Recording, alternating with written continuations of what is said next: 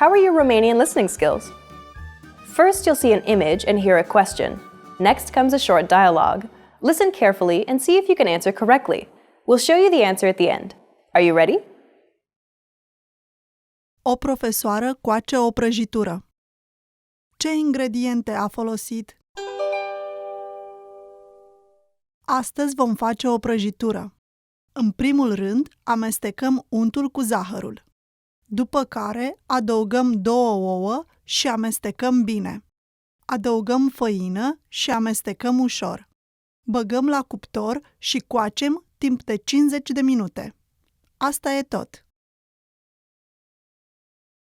Ce ingrediente a folosit?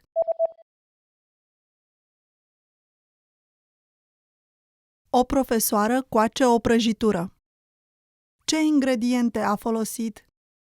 Astăzi vom face o prăjitură. În primul rând, amestecăm untul cu zahărul. După care, adăugăm 2 ouă și amestecăm bine.